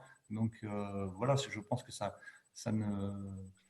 Je ne comprends pas la question de la bascule vers du forage privé. Je pense qu'il y a une ressource et à partir du moment où c'est aussi notre adage de ce rapport, bien compté pour bien partager, à un moment où on est capable de dire qui prélève quoi à quel moment, on est capable de mettre des tarifications et des taxations en face, et puis avec ça, on parlera des redevances, financer aussi des améliorations qu'il est nécessaire de financer.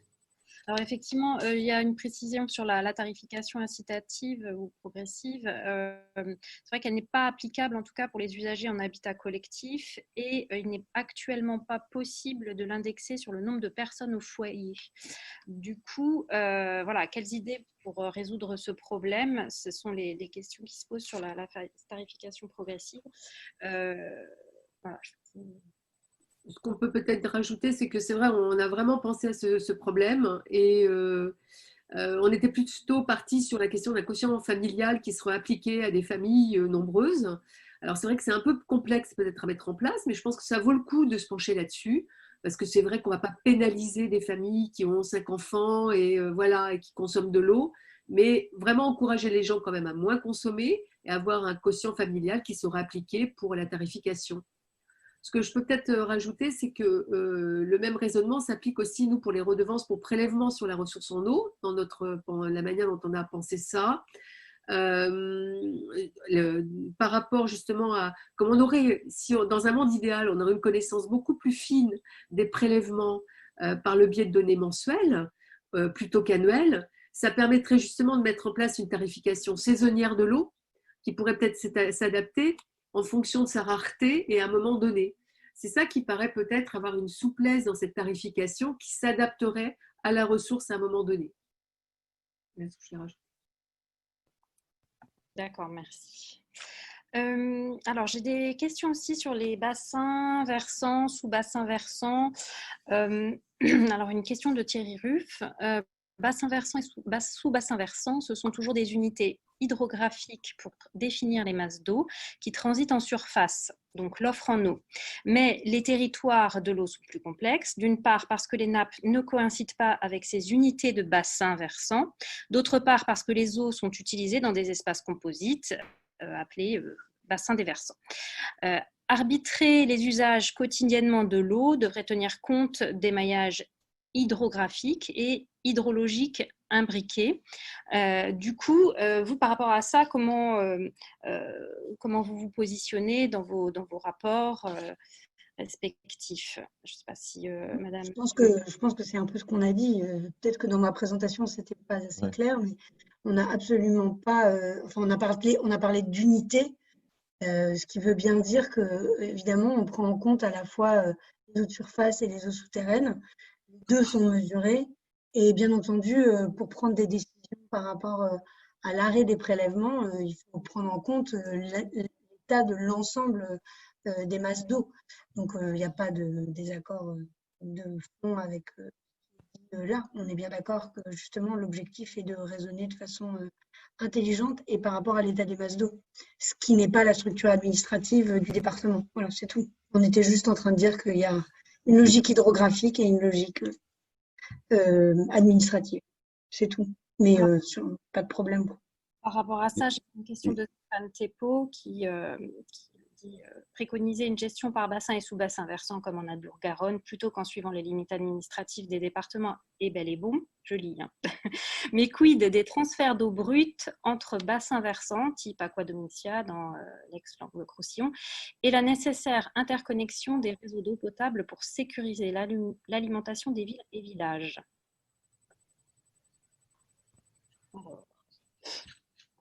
Aqua Domitia, ce n'est pas fait encore, donc on verra si ce projet voit le jour un jour. Voilà, je m'arrêterai là. Et pour ce qui concerne effectivement l'interconnexion des réseaux d'eau potable, c'est un vrai sujet, mais ça rejoint les questions qui ont été évoquées notamment dans le rapport parlementaire. Et c'est aussi dans l'instruction qui a été envoyée au préfet par la ministre le 23 juin dernier. Clairement, on a besoin que les collectivités réfléchissent à leur approvisionnement en eau potable de façon plus large, en ne réfléchissant pas seulement à la question de la ressource et d'accroître les ressources, mais également sur une gestion plus fine. Nous, ce qu'on a constaté avec Louis pendant notre rapport, c'est que peu de collectivités étaient en capacité de nous dire si leurs mesures de réduction de la consommation qu'elles prennent, certaines avec des politiques de communication très intéressantes, très dynamiques. Elles font beaucoup d'efforts pour communiquer avec leurs usagers et montrer ce qu'elles mettent en place. Elles ne sont pas capables de dire si ça a un impact sur la consommation de l'eau ou pas.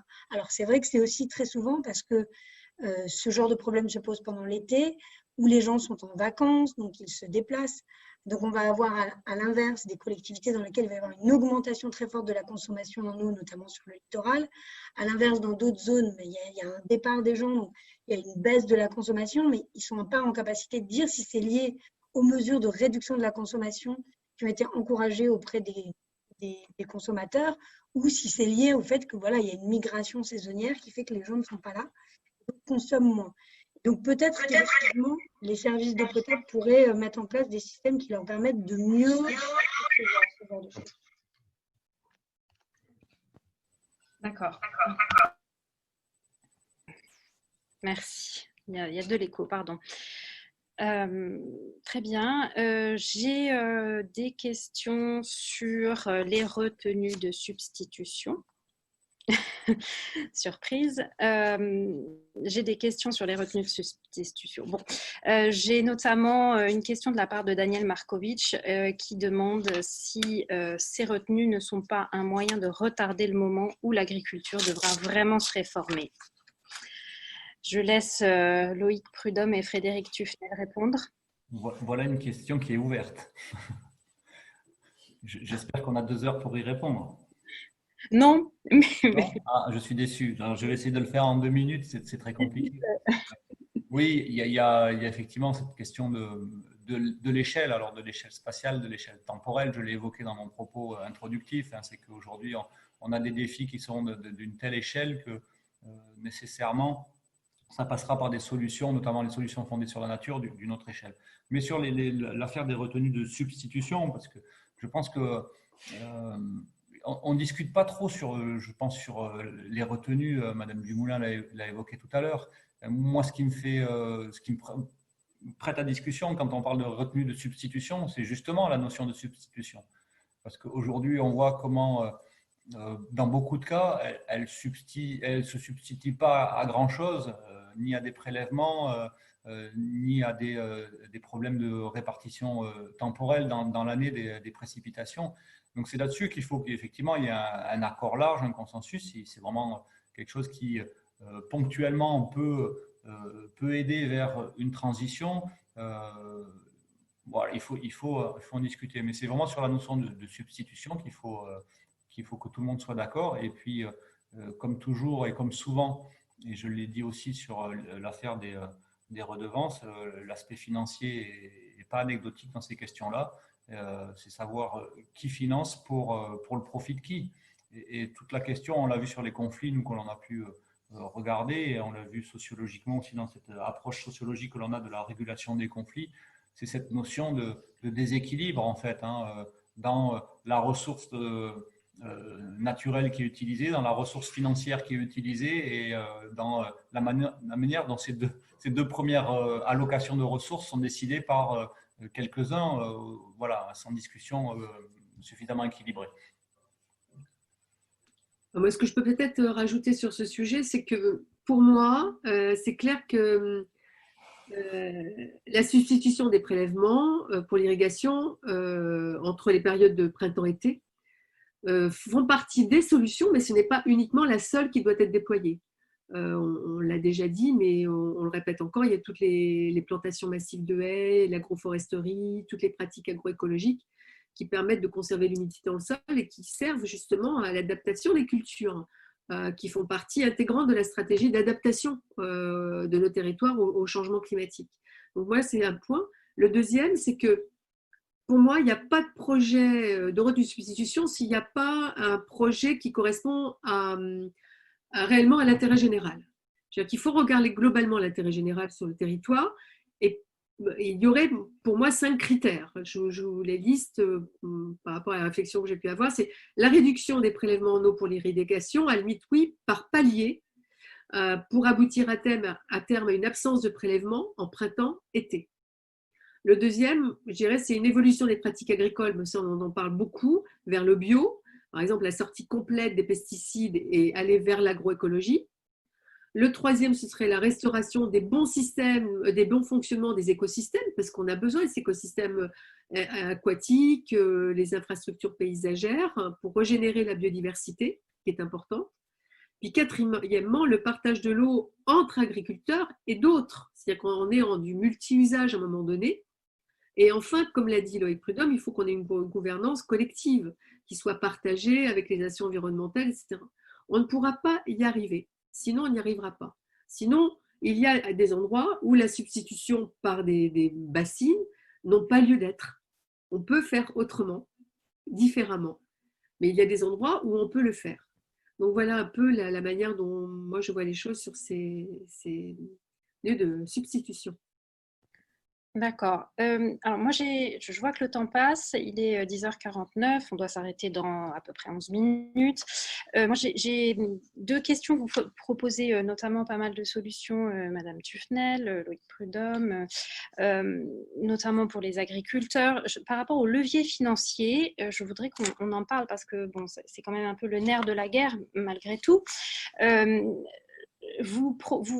Vous indiquez que l'agriculture, bon, il y a des solutions. Comment financer toutes ces solutions?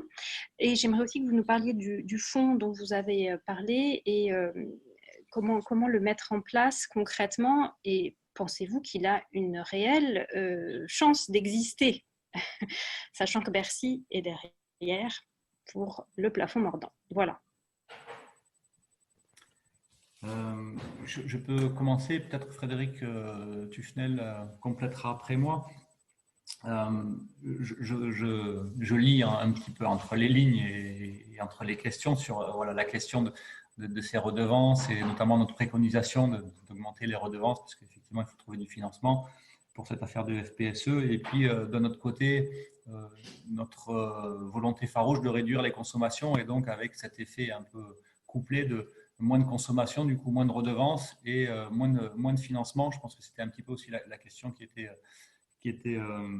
posée. Tout d'abord, sur le registre, pour exemple, et pour être très concret, sur le registre de la consommation d'eau potable. Aujourd'hui, les particuliers que nous sommes, nous payons sur notre facture au volume consommé. Et du coup, toute l'eau qui fuite, les 20 à 30% d'eau qui fuite sur les réseaux, ne participe pas de fait au financement des infrastructures. C'est-à-dire que si on réduit les fuites, on aura la même, ce que je veux dire, je ne sais pas si je suis très clair, si on réduit les fuites, on aura la même consommation finale et donc les mêmes redevances qui rentreront dans les agences de l'eau pour pouvoir notamment financer des travaux d'amélioration du réseau. Donc, pour ça, je veux dire que réduire les fuites n'a pas d'impact sur les redevances. Après, sur les usages plus massifs, professionnels de type industriel ou agricole, clairement, si on arrive avec ce signal redevance dans un premier temps à augmenter significativement les finances et notamment à alimenter ce FPSE, je pense que c'est une très bonne chose. Et pour répondre à votre question, j'ai pas d'espoir béat que ça arrive, mais un espoir raisonnable. En tout cas, je pense que l'idée peut faire son chemin. Donc, dans un premier temps, on peut avoir effectivement un effet d'augmentation des finances, du financement pour alimenter ce FPSE. Après, la question, c'est que si on venait à avoir cette mesure efficace et que de fait la consommation se réduit drastiquement et que par là même les redevances liées se réduisent, toute la question, elle est toujours de l'orientation des politiques publiques et des politiques des agences de l'eau. Sur quels axes prioritaires on va orienter les finances disponibles pour faire des choses, ce que disait Madame Dumoulin, efficaces. C'est-à-dire, du coup, on va pouvoir aussi avoir des audits sur… Je pense qu'il faut qu'on arrive vers ça. Les mesures qui sont mises en œuvre, les financements, est-ce que ça a un réel impact ensuite sur la sobriété, l'économie de la ressource, et pour vraiment pouvoir les orienter, les cibler sur des choses efficaces et pas avoir parfois alors, je vais ne faire pas que des amis dans les agences de l'eau, mais il y a peut-être parfois des choses qui sont faites de bonne foi, de bonne volonté, mais dont on ne sait pas évaluer l'utilité ou l'efficacité. Donc voilà, je pense qu'il y aura ça aussi à regarder dans un deuxième temps. Peut-être, je peux rajouter sur peut-être les paiements pour services environnementaux, puisqu'on vient d'en parler. Les agences de l'eau, aujourd'hui, elles sont dans une expérimentation de PSE, vous le savez, avec 150 millions d'euros par an qu'elles ont à mener dans le cadre des projets de résilience de territoire ou d'accompagnement pour les agriculteurs. Pour nous, c'est vraiment très peu. Donc, il faut arriver à avoir une surface financière beaucoup plus importante. Pour ça qu'en faisant sauter ce plafond mordant, qu'on aimerait bien arriver enfin, in fine, enfin, ça fait déjà plusieurs PLF que l'on propose, on aimerait bien y arriver. Ça vous permettrait peut-être de donner plus la main aux agences de l'eau et peut-être de construire des PSE qui soient différents de ceux de la MAEC, de la PAC. Pourquoi ? Parce qu'on voit bien qu'il y a des actes qui sont agricoles et qui relèvent des PSE de la PAC, les MAEC, mais il y a aussi des actes qui sont d'intérêt général, curer un fossé, entretenir une berge, etc. Est-ce que ça relève vraiment d'un acte agricole ou pas ? Je ne crois pas. Et ça peut aussi concerner d'autres propriétaires fonciers, pas forcément les agriculteurs, mais d'autres propriétaires fonciers qui veulent s'engager dans un entretien de leur territoire. Moi, je trouve que ce ne serait pas contraire du tout au droit de la concurrence, qui viendrait récompenser des actes agricoles, des actes non agricoles, je veux dire, pardon. Et par exemple aussi la lutte contre les espèces exotiques envahissantes. On sait très bien que dans les marais en ce moment, il y en a beaucoup. Il faut trouver les moyens. Et donc je pense qu'il y a vraiment ce cumul. Je le vois ici, par exemple, sur le marais de Brouage en Charente-Maritime, sur lequel je suis. Eh bien, nous sommes en train de travailler sur ces PSE d'intérêt général avec l'agence de l'eau Adour-Garonne et la région Nouvelle-Aquitaine. Pourquoi ? Parce qu'on voit bien l'intérêt qu'ont les agriculteurs qui s'organisent souvent dans des associations locales, eh bien, de s'organiser sur le territoire. C'est la même chose sur la captation du carbone sur, par exemple, les milieux humides, de quelle manière on peut calculer cette captation, la mesurer. Et là aussi, il y a un travail qui est fait. Je travaille aussi avec la communauté d'agglomération de Rochefort-Océan et le Marais de Brouage pour essayer de voir comment on peut calculer ça. Ce sont des nouveaux outils qu'il faut mettre à disposition des territoires. Je pense que c'est vraiment là où ça va se passer. Expérimentons. Il ne faut pas qu'on reste sur nos schémas classiques. On le sait bien, on n'y arrive pas. Et nos agriculteurs, nous en avons besoin. Donc, il faut les aider. Et moi, je pense qu'on a des solutions. Il faut les mettre en place. Très bien, merci. Alors, je suis désolée pour toutes les questions qui ont été posées. Je ne m'en compte temps pour tout y répondre. Si vous le souhaitez et si vous le pouvez, nous pouvons les mettre en ligne et éventuellement vous les transmettre pour, en tout cas, si ça vous intéresse, pour pouvoir y répondre. Alors, je vous remercie tous de ces interventions très, très intéressantes. Avant de passer la parole à Thierry Burlot, je voudrais juste passer la parole à Muriel Floria qui avait sollicité une toute petite intervention parce que Muriel Floria amorce qui avait organisé un débat sur le sujet de la sécheresse. Muriel, je te passe la parole très rapidement avant que Thierry Burlot ne conclue.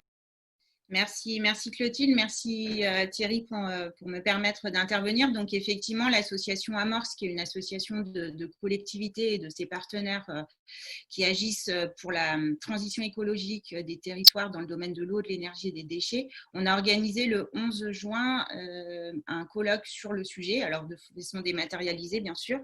Et je voulais vous indiquer que Clotilde vous transmettra les éléments si vous souhaitez avoir accès au replay pour ceux qui n'avaient pas participé. Les éléments sont donc accessibles sur notre site internet et je pense que c'est très complémentaire du débat qu'on a eu aujourd'hui. Alors évidemment, vos deux rapports ont été aussi au cœur de la journée puisque on a pu échanger avec le ministère ce 11 juin sur la façon dont ils allaient s'approprier vos préconisations. Et puis l'après-midi, il y avait également des retours d'expérience de collectivités territoriales qui mettaient déjà des choses en œuvre pour lutter contre la sécheresse. Alors, c'était le prisme de la journée, hein. Ce n'est pas les seuls acteurs qui doivent agir, bien sûr. On a vu les agriculteurs, les industriels, mais là, le prisme de la journée, c'était vraiment quel rôle des collectivités territoriales dans la lutte contre la sécheresse. Donc, je vous invite à regarder ce replay. Et juste très rapidement, les 3 points qui sont beaucoup ressortis de la journée, c'était d'une part que la lutte contre la sécheresse, c'était un sujet très politique. Et nous, on encourage vivement les nouveaux élus et les élus qui restent en place au niveau local à s'emparer de la question, à être des représentants actifs dans les structures de concertation et de partage de la ressource. Que, effectivement, vous l'avez dit à plusieurs reprises, il y a des difficultés pour gérer les échelons administratifs et hydrographiques. Et ce n'est pas seulement à l'échelon des départements, c'est aussi entre les stratégies climatiques qui sont plutôt portées au niveau des EPCI, des collectivités locales et des instances plus larges de partage de la ressource. Donc là aussi, il y a du travail à faire.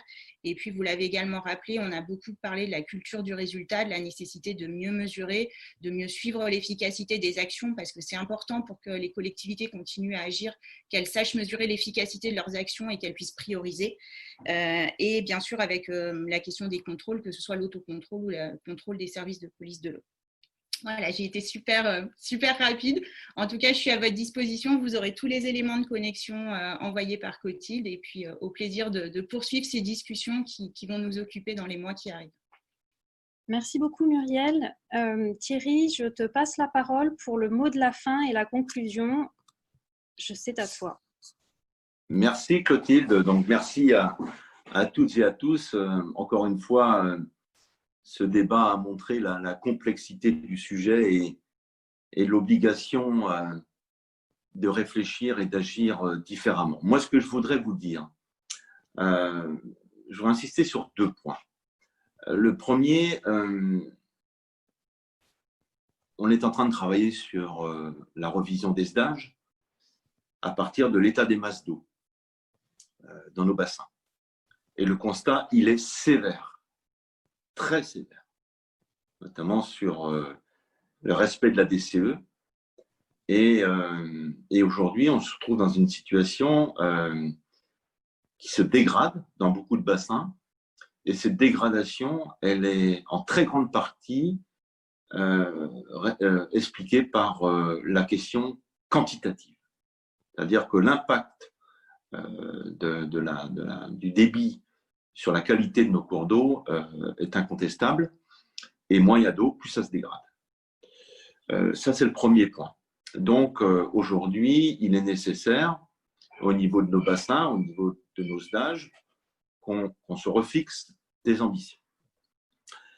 La deuxième chose que je voudrais dire, c'est que moi, je crois beaucoup, comme l'a dit Mme Dumoulin, à la mobilisation territoriale et je crois qu'il faut que l'on puisse rapidement généraliser les sages dans nos territoires, sages qui sont, je le rappelle, des outils de planification dans les territoires pour parler de ces sujets. L'une des complexités est que le périmètre hydrographique ne correspond pas à nos limites administratives et à nos organisations politiques, et que c'est parfois compliqué.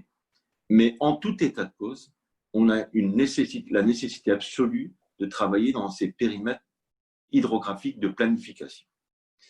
Alors moi, ce que je voudrais dire à partir de là, c'est que tous les sujets s'entrecroisent. On va parler PC, on va parler climat, on va parler eau, on va parler urbanisme, on va parler politique agricole, on va parler solidarité, on va parler de tous ces sujets-là lorsqu'on aborde la question de l'eau.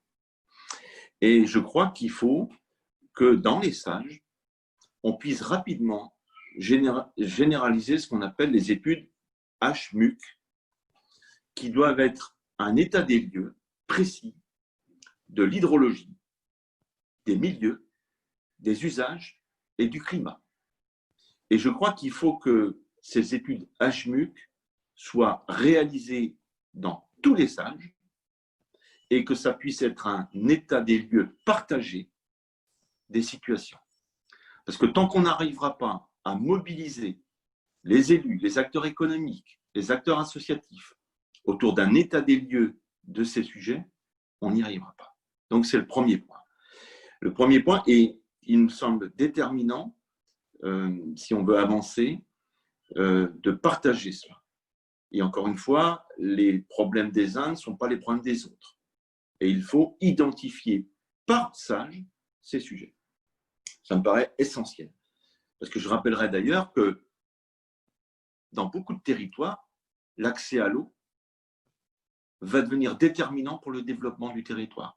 Développement économique, développement touristique, développement tout simplement de tout cela. Donc ça me paraît être essentiel. Partager un état des lieux dans tous les sages. Le deuxième point que je retiens, et ça a été dit par les uns et par les autres, c'est qu'on a beaucoup de dispositifs qui existent. Beaucoup de dispositifs. Et le problème, c'est que ces dispositifs ne se parlent pas. Et je vais en prendre un pour justifier mon propos, je vais prendre la PAC. Aujourd'hui, lorsque l'on dit que la PAC ou la nouvelle PAC ou que les aides agricoles européennes impactent considérablement le développement de l'agriculture dans notre territoire, c'est une réalité. Et si cette PAC ne se réoriente pas autour de ce sujet de la meilleure gestion de l'eau, on va passer à côté. Donc je crois que l'une des difficultés pour tous, ça va être de faire en sorte que tous les dispositifs financiers se parlent et concourent à une gestion équilibrée de cette ressource, de ce bien commun. Sur la question des financements, je vais peut-être vous surprendre. Bien sûr que c'est une affaire financière, bien sûr que le plafond mordant, bien sûr que, mais avant tout, sachons bien utiliser déjà l'argent public. Déjà bien l'argent public. Et vous savez, je ne suis pas sûr qu'après la crise du Covid, par exemple, les agences de l'eau vont dépenser leur programme 2020 et 2021 dans les meilleures conditions. Parce qu'on voit bien qu'il y a un ralentissement très fort de l'investissement des collectivités lié au retard de la mise en œuvre des exécutifs et que tout ça va faire en sorte qu'on risque d'avoir une baisse de consommation de ces crédits. Mais en tout cas, il nous faut réfléchir à une mobilisation cohérente des politiques publiques autour de la ressource en eau. Et on loupera quelque chose si la PAC, la future PAC, n'intègre pas mieux ces questions environnementales. Moi, je suis d'accord avec Mme Duvenel. Je pense que les PSE peuvent être de très beaux outils pour améliorer la mobilisation dans les territoires, notamment auprès de nos agriculteurs qu'on souhaite tous, évidemment, qu'on souhaite tous voir conserver cette agriculture dans nos territoires. Mais il faut aussi qu'on soit capable d'écrire et les PSE et les MEC. C'est-à-dire qu'il ne faut pas que ces outils, par exemple, soient en opposition, mais viennent au contraire conforter des actions de prévention, de préservation. Moi, ce que je voudrais dire aussi, c'est que ce qui me pose problème en termes de finances publiques aujourd'hui, c'est qu'on encourage finalement la dégradation, l'artificialisation des sols et que finalement, on n'encourage pas la préservation des ressources. Vous savez, moi j'ai en Bretagne, je l'ai dit d'ailleurs quand on avait été entendu par nos amis députés, aujourd'hui, une commune qui artificialise, une commune qui crée des lotissements, qui consomme de l'espace, qui crée des zones d'activité, a des fiscalités et des dotations majorées par rapport à une collectivité qui aujourd'hui va préserver des zones humides, préserver des têtes de bassins versants, préserver des fonds de vallée. Et j'ai envie de dire que pour l'économie agricole, c'est à peu près la même chose. C'est-à-dire que plus vous faites de maïs aujourd'hui, plus vous êtes soutenu par la PAC, et plus vous faites d'herbe, plus vous faites d'actions de prévention, de protection, et vous avez moins de soutien. Donc je pense que la question des financements publics, des aides au financement public, des aides à la préservation doivent être complètement revues. Et je pense qu'aujourd'hui, il faut qu'on repense nos modèles de financement. Je pense aussi que la question des solidarités est essentielle. Parce que vous savez, la préservation, elle se fait surtout dans les espaces ruraux et la consommation dans les espaces urbains. Et aujourd'hui, lorsque l'on parle du prix de l'eau, par exemple, il est souvent plus élevé dans les territoires ruraux que dans les territoires urbains. Et là aussi, je pense qu'il va falloir qu'on dessine de nouvelles solidarités entre l'amont, l'aval, la ville, la campagne, pour faire en sorte que le grand cycle de l'eau puisse trouver des équilibres de solidarité entre les territoires. Et ça m'apparaît essentiel si on veut convaincre les agriculteurs, mais les espaces ruraux, de préserver au bénéfice d'usage et d'utilisation qui se feront ailleurs. Et là, je pense que c'est une question de solidarité nationale qui est aussi posée. Bon, pour conclure, je voudrais vous dire qu'on a besoin d'un État fort. Et moi, j'ai beaucoup aimé ce que les collègues du CGEDD ont dit, c'est-à-dire qu'aujourd'hui, on a des dispositifs qui existent, on a des textes qui existent. Il faut que l'État soit présent. Il faut des territoires mobilisés. C'est tout l'objet de la généralisation des sages, des études HMUC, des territoires qui se parlent dans des périmètres hydrographiques qui ne sont pas des périmètres politiques. Il nous faut des innovations. Ça a été dit par Mme Tuvenel et par Loïc Pronome. Il nous faut être capable d'innover de nouveaux financements. Une PAC qui intègre ces questions-là. Et en tout cas, je pense qu'au moment où on parle de réconciliation ou de réconciliation nationale autour d'enjeux, je pense que l'eau peut être un vrai enjeu politique d'aménagement du territoire, de solidarité dans nos territoires. Et je suis très heureux, pour conclure, que le Cercle français sur l'eau se soit mobilisé aux côtés d'Amorce et de tant d'autres pour qu'on puisse réussir ce pari. Voilà ce que je voulais vous dire. Merci beaucoup Thierry. Merci à tous. Merci infiniment aux intervenants d'avoir pris de leur temps pour intervenir aujourd'hui. C'était très intéressant. Je finis cette conférence en vous indiquant que tout le replay, tout sera sur le site du